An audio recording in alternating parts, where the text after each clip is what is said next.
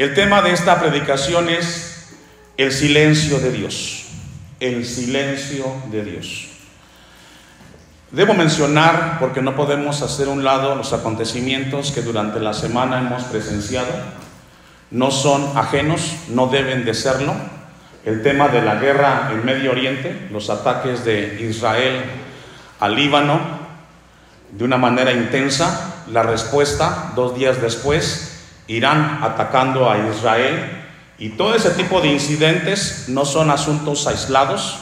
Debe la iglesia estar muy alerta, ya que Israel y los eventos del Medio Oriente van conjuntamente de la mano con la iglesia cristiana para el cumplimiento de los últimos tiempos.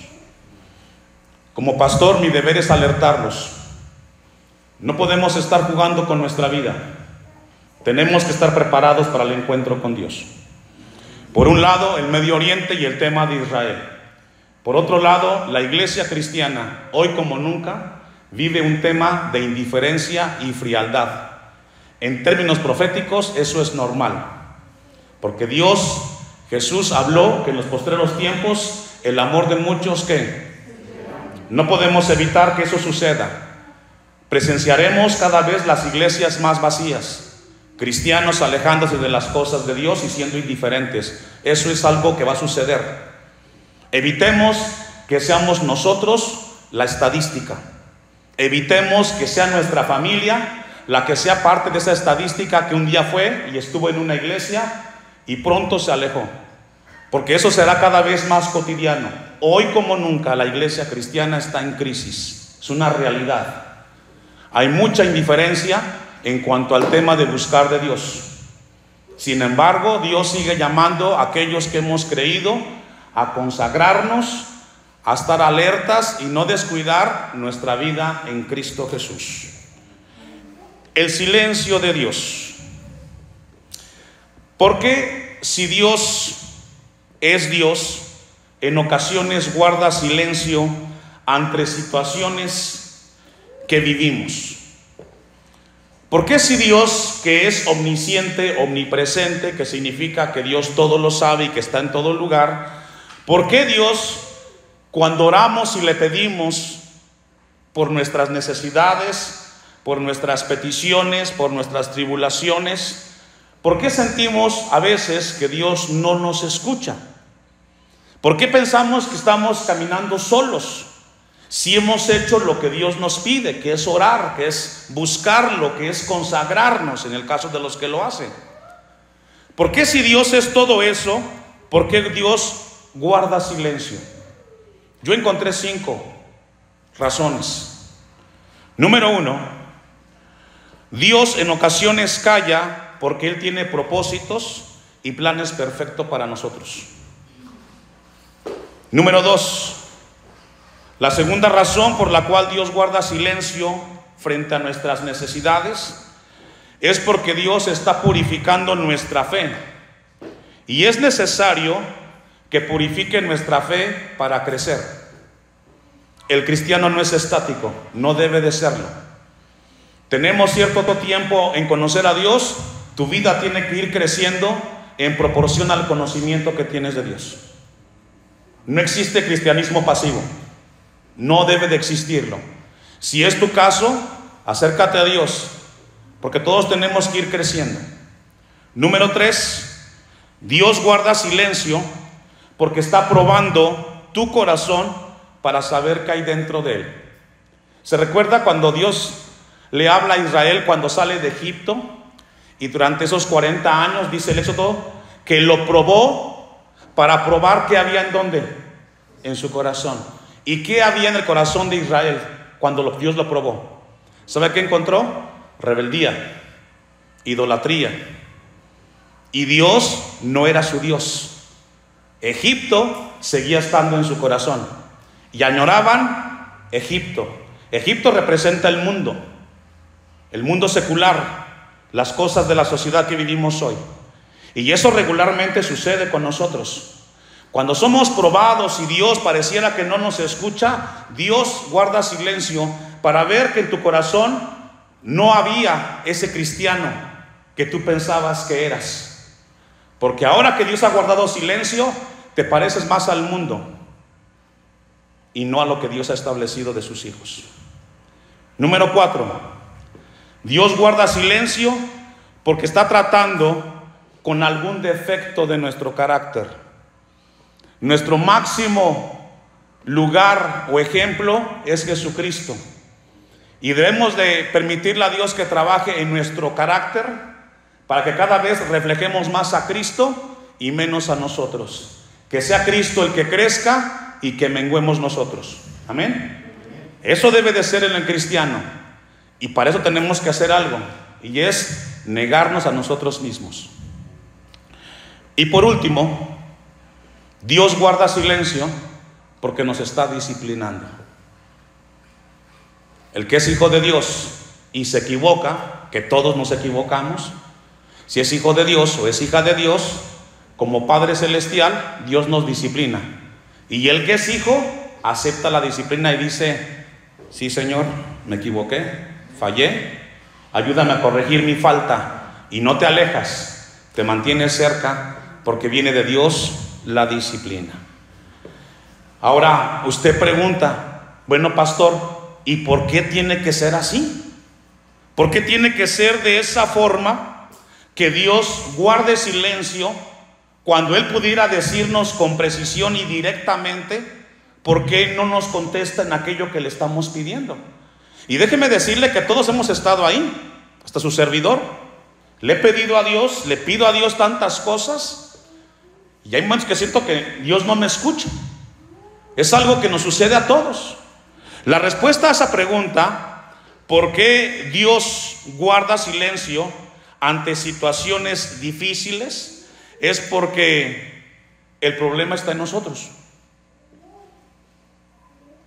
como seres humanos, que estamos diseñados a tener que ver para creer, cuando Dios nos dice que es por fe y no por vista. Amén.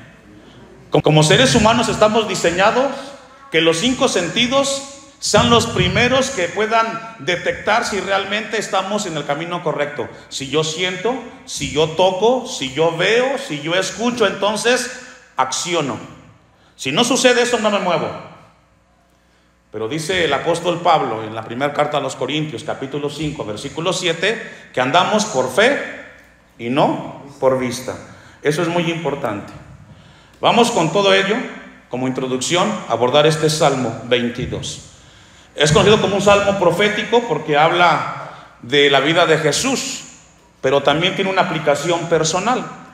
Este salmo lo escribe David, el rey David, y dice de la siguiente manera: cuando escribe este salmo David, él se encontraba en problemas, era perseguido, atentaban contra su vida y se sentía desesperado.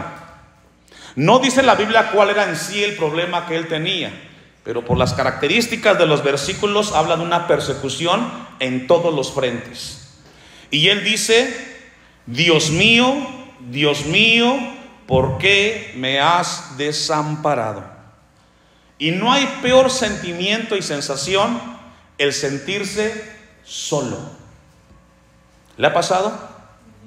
Tiene un problema, tiene que pagar una deuda, y usted ha ayudado a mucha gente, ayudarlos a sus problemas. Y cuando usted tiene un problema, aquellos que usted ayudó, se espera que sean recíprocos, ¿cierto o no? Pero cuando usted va y les dice: oye, ¿sabes qué? Necesito que me apoyes porque tengo un problema que me urge resolverlo. Y cuando usted le dice: no tengo, no puedo, o de plano no quiero, es una sensación bien difícil, porque te sientes solo. Y luego llegas a la casa, le comentas a la esposa o al esposo, y en lugar que te entienda y te comprenda la situación, te dice: pues te lo mereces, a tanta gente ayudaste, a tanta gente les diste, y ahí está lo que conseguiste. Y vas con los hijos, y los hijos igual: es que no tengo, mamá, no me alcanza, papá. No hay peor sensación que sentirse abandonado y solo. ¿Se recuerda cuando entregaron a Jesús, que estaban todos los discípulos con él? Y cuando es entregado ahí en el Getsemaní, y de repente todos los que andaban con ellos se fueron, se quedó solo Jesús. Qué sensación tan difícil es sentirse abandonado. Cuando un padre deja a su hijo a su suerte, es algo que no se le decía a nadie, porque no hay forma para describirlo y sobre todo para sobreponerse. Bueno, ese es el caso de David. Él se encontraba así, y su expresión es: Dios mío, ¿por qué me has desamparado? Él se sentía en ese momento desamparado. ¿Por qué me has abandonado? Es el sentido de la palabra. Todos se fueron, tú estás solo, y aún más, aquel que dijo que estaría contigo todos los días hasta el fin del mundo, no está contigo. ¿Por qué sucede eso? Vamos a ver algunos ejemplos. Isaías 54, versículo 6. David se sentía así y le hizo una pregunta: ¿por qué me has desamparado? La palabra desamparado en el hebreo significa permitir, significa rehusar, significa ayudar y significa aplazar. Entonces David está diciendo: Dios mío, ¿por qué has permitido que me sienta como me siento? ¿Por qué has permitido rehusar ayudarme? ¿Por qué has permitido aplazar tu protección para conmigo? Esa es la exclamación que está teniendo David en ese momento. El profeta Isaías, en el capítulo 54, habla del abandono que tuvo Israel como nación, de cómo ellos se sintieron. Y dice el versículo 6: porque como a mujer abandonada y triste de espíritu te llamó Jehová, y como a la esposa de la juventud que es repudiada, dijo el Dios tuyo. Por un breve momento, ¿qué? ¿Por qué fue el abandono en términos espirituales de Dios con Israel como nación? ¿Por qué hubo esa reacción de Dios? Según la Biblia, por su rebeldía, por su obstinación y por su corazón idólatra que tuvo Israel. 600,000 judíos salieron de Egipto para llegar a la tierra prometida. Solamente 2 familias pudieron entrar: Caleb y Josué. Los demás se quedaron en el desierto. Esa travesía de Egipto a la tierra prometida, a Canaán, representa el trayecto y la vida del cristiano hacia la vida eterna.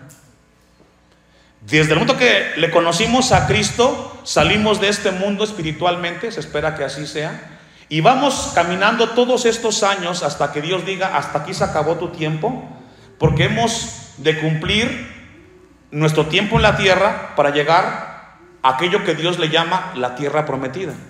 Pero durante ese trayecto que vamos recorriendo ahorita nosotros, muchos se van quedando, muchos no van a terminar. Y déjenme decirle a ustedes en este lugar, y lo digo con pesar como pastor, muchos de ustedes no van a acabar la carrera. No depende de mí, depende de cada uno llegar al final, y depende de su amor y compromiso hacia las cosas de Dios. Eso es todo. Mi tarea es como la de Moisés: hablarles de Dios, cada domingo, alertarlos, exhortarlos, animarles, pero cada quien decide cómo vivir su vida en esta tierra. Y dice el versículo 7: por breve momento te abandoné, pero te recogeré con grandes misericordias. ¿Cuánto tiempo duró el cautiverio en Babilonia? 40 años. Fueron muchos años. Mucha gente se quedó en Babilonia. Hubieron solamente 2 regresos. Y solamente se dice que alrededor de 10,000 personas regresaron del cautiverio. Las demás se quedaron allá. Algunos murieron, a otros les gustó la vida de Babilonia, pero muy pocos regresaron. 8. Con un poco de ira escondí mi rostro de ti por un momento. Y aquí entra las razones que yo les di a ustedes del silencio de Dios. ¿Alguien se recuerda una de las 5 que di?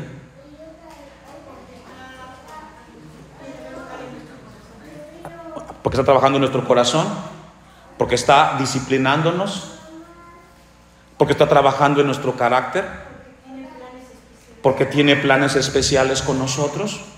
Entonces dice el versículo 8, por ese poco de tiempo, para que tú revises eso en tu vida. Pero con misericordia eterna, fíjese, y esto es hermoso de parte de Dios, porque se llama gracia. Pero con misericordia eterna tendré compasión, ¿de quién? Y mire, cada domingo que usted viene a este lugar, a pesar de cómo se comportó en la semana de lunes a viernes, de lo que escuchó, de lo que vio y de lo que dijo, Dios nos da la oportunidad de ponernos a cuentas con Él esta tarde. Aprovechemos la oportunidad, no salgamos de aquí. En este lugar nadie está aquí porque es perfecto, porque es santo. No, aquí estamos porque necesitamos de Dios. Todos aquí necesitamos de Dios, incluyendo al pastor. Pero cada uno tiene que tomar la decisión. Y dice el versículo al final, dijo, ¿quién dijo esto? Jehová tu Redentor. Pero entonces, ¿por qué David se sentía abandonado y solo en el Salmo 22? Y lo que vemos ahí entonces es la imperfección de la humanidad. Somos imperfectos y que esta imperfección nos demanda ciertas necesidades para creerle a Dios. Y es ahí donde el cristiano tiene que entrar en una dimensión mayor. A pesar de que yo no veo lo que Dios me está diciendo para que yo haga las cosas, yo voy a creerle. Se llama fe. Creerle a Dios. Yo no suelo hablar casi de mi vida personal, pero yo le entregué mi vida a Cristo cuando tenía 18 años. Tengo 52 años y aquí estoy. Le creí cuando fui joven, cuando era soltero, cuando me casé, y aquí estoy. Y sé que Dios no se ha equivocado, y Dios no se va a equivocar con ninguno, porque tiene un plan perfecto para cada uno de nosotros. Y puedo entender a los jóvenes que tienen esa edad, porque yo lo experimenté. Entonces la Biblia nos habla de que esa imperfección nos lleva a cuestionar aquello que es veraz y que es certero, y es de que Dios no cambia. Él es el mismo de ayer, de hoy, por los siglos de los siglos. Podemos cambiar nosotros, podemos cambiar en cuanto a salud, en cuanto a años, y obvio que hemos cambiado. Hace 14 años éramos unos niños.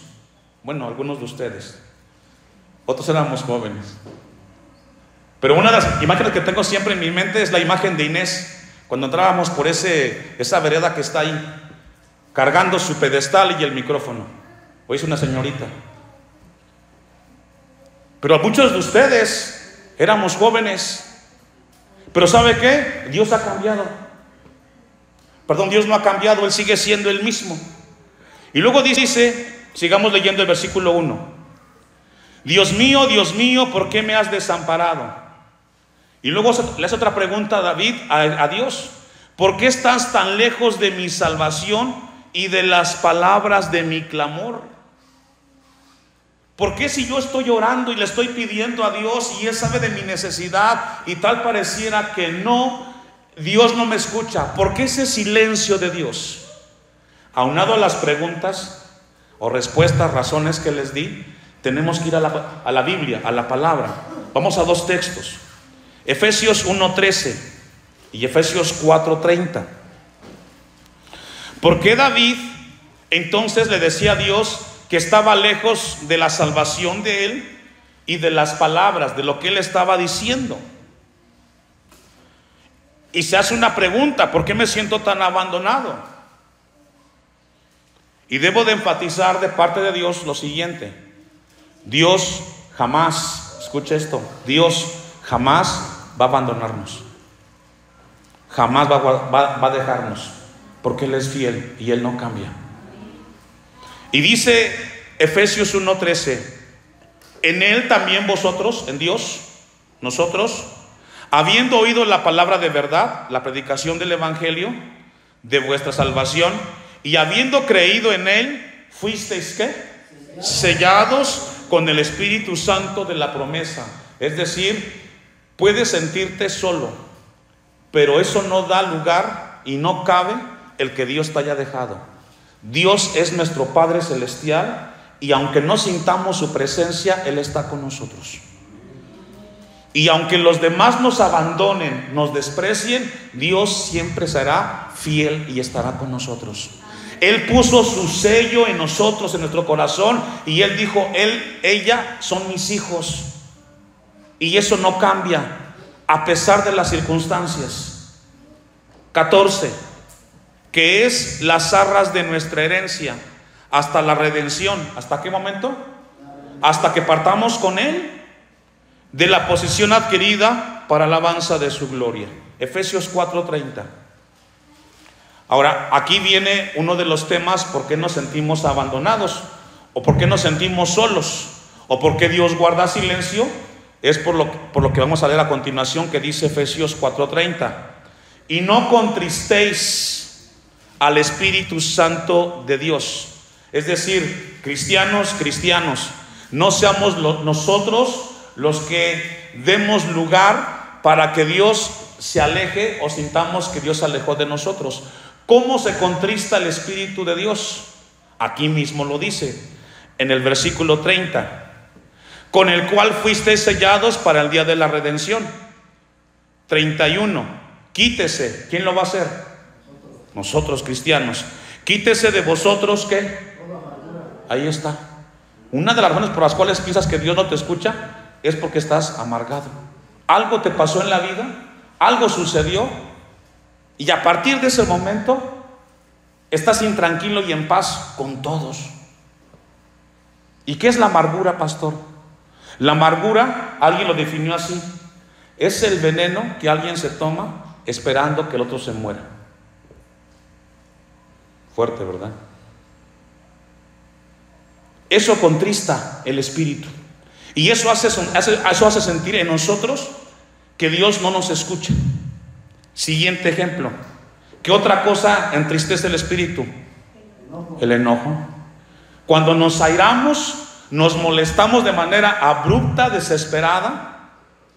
Ese tipo de ira es la que provoca que cuando después de enojarte vayas con Dios, sientas que Dios no te escucha. Pero pastor, todos nos enojamos, sí. El mismo apóstol Pablo dice en la carta a los Efesios: airaos pero no pequéis. ¿Cierto o no? ¿Qué significa eso? Es válido que te enojes, que te molestes, pero no te da el derecho el enojo a desacreditar, a denigrar a otra persona. ¿Lo entendimos? Es decir, tu enojo, tu molestia. Ejemplo puntual: tu esposa dijo algo o hizo algo que a ti no te agradó, aunque tú se lo alertaste, pero ella lo hizo de manera negligente. Ese hecho, ese enojo, no te da el derecho de decirle: ¿sabes qué? No sirves para nada, te equivocaste. No, porque al final es tu esposa, es tu esposo, son tus hijos, somos hermanos en la fe. ¿A dónde nos vamos a ir? Aunque no llamen ese amén. Siguiente ejemplo: enojo. ¿Cuál es el otro? Es la hermana del enojo. Y luego viene la prima. ¿Cuál es? La gritería. Hay formas, hermanos, de decir las cosas. Hay formas. Hay formas de decir la molestia, el enojo, el consejo, la advertencia. A veces pareciera que los gritos son algo normal y típico. No, somos hijos de Dios. El mundo que grite y que ellos allá, pero usted y yo tenemos que reflejar aquí. Yo sé que cuesta decirlo, pero es así. ¿Qué más? Maledicencia. Hay quien todavía, después de tantos años de ser cristianos, no dejan de sacar escorpiones y serpientes de la boca. Ya, hermanos. Y también eso hace que sintamos que Dios no nos escucha. Y por último, ¿cuál? Toda malicia. Es decir, acá en la mente: no seas malicioso. Bueno, no seamos maliciosos. Y luego dice el 32, es decir, no hagamos todo eso, sino antes, ¿cómo tenemos que ser? Benignos, unos con otros, misericordiosos, perdonándonos unos a otros. ¿Cómo? ¿Cómo lo hizo Dios? ¿Y cómo lo hizo Dios? ¿A poco Dios nos recuerda lo que nos perdonó ayer? No, Dios fuimos con Él, como dijo el apóstol Juan. Si hemos pecado, venimos frente al abogado, a Cristo Jesús, le pedimos perdón por nuestros pecados, y Dios, que es buena misericordia, nos perdona y borrón y cuenta nueva, ¿cierto? Y seguimos para adelante. No sacamos lo que ya perdonamos. Entonces, por eso es de que David se sentía así. Se sentía solo y que Dios no le escuchaba, porque había ciertas cosas que él había hecho que le daban pie para que él se sintiera solo. Regresemos rápidamente al Salmo 22. Vamos sobre el final, que nos vamos en el versículo 2. Y luego dice el versículo 2: Dios mío, clamo de día y no respondes, y de noche y no hay para mí reposo.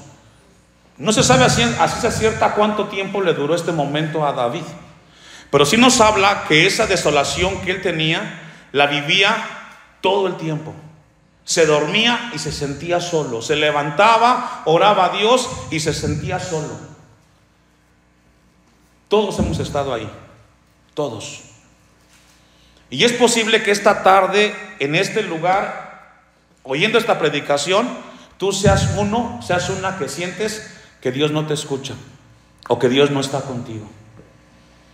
Quiero animarte que vengas a Dios de corazón y no salgas como entraste. Solo hay que ponernos a cuentas con el Señor, porque puede ser que tengas mucho tiempo, día y noche, semanas, meses y años, y sientes de que Dios ya no está contigo. Algo sucedió. Esta tarde Dios está aquí para decirnos que Él es misericordioso y que Él es el mismo de ayer y de hoy y por los siglos de los siglos. De día y de noche. Juan 20:19.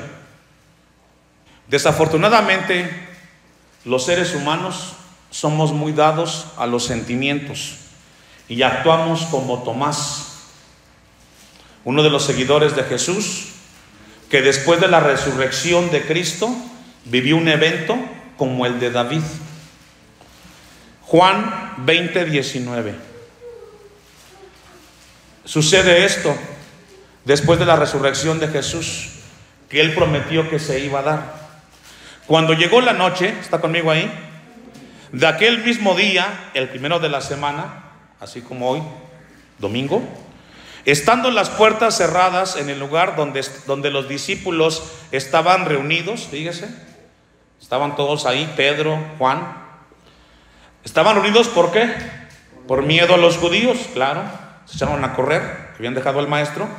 Vino Jesús de repente, fíjese, y puesto en medio, les dijo, ¿qué les dijo? Paz a vosotros. Tenían miedo, y en el miedo no hay cosa más hermosa que la paz del Señor.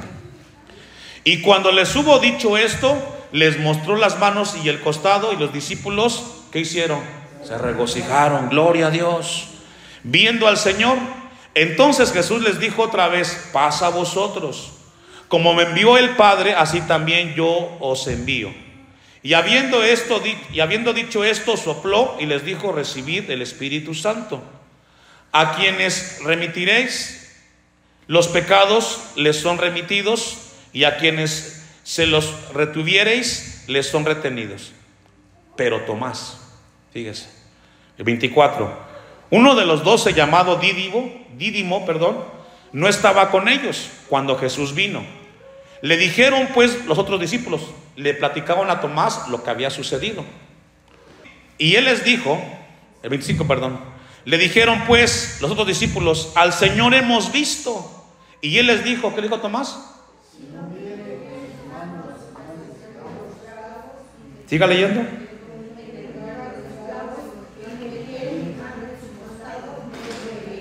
Y como Tomás, habemos o hay muchos. Hasta que no venga Dios y sea Él el que me muestre que está conmigo, voy a creerle. Somos muy dados a los sentimientos, hermanos. Yo le invito en el Señor, actúe por fe, créale a Dios, créale a sus promesas. Lo que Él prometió, créale y avance y camine en su fe cristiana hasta el final aquí en la tierra. Camine creyéndole a Dios. Aunque no vea o aunque no sienta a Dios en algunos momentos, no se olvide que Dios está con usted. Sigamos avanzando. A Tomás le pasó lo que a muchos: si no vemos, no creemos. Y dice el versículo 26: 8 días después estaba otra vez sus discípulos dentro y con ellos Tomás. Llegó Jesús estando las puertas cerradas y se puso en medio y les dijo otra vez: paz a vosotros. Luego dijo a Tomás: pon aquí tu dedo, Tomás, y mira mis manos, y acerca tu mano y métela en mi costado, y no seas ¿qué? Qué reprensión de Jesús, fuerte. Dejemos de dudar, hermanos. Si Dios guarda silencio, pregúntale por qué. Pero Dios está con nosotros. Sigamos caminando. Siga orando. Sigamos orando. Siga pidiendo por esa necesidad. Siga pidiendo por su hijo, por su hija. Siga pidiendo por su vida. Dios, ese silencio es para tratar con nosotros en cualquiera de las 5 áreas. Pero Dios es fiel. Entonces Tomás respondió y le dijo: Señor mío y Dios mío. Jesús le dijo: porque me has visto, Tomás, creísteis. Bienaventurados los que no vieron y ¿qué? Y ahí estamos usted y yo. No lo hemos visto, solo hemos leído lo que dice la Biblia, pero creemos que Cristo vino, que Cristo resucitó y que Él nos guardará por la eternidad. Y aunque haya mucha gente que diga que no es cierto, yo moriré creyendo y me encontraré con Él hasta el final. Póngase de pie. Démosle a Dios gracias por su palabra.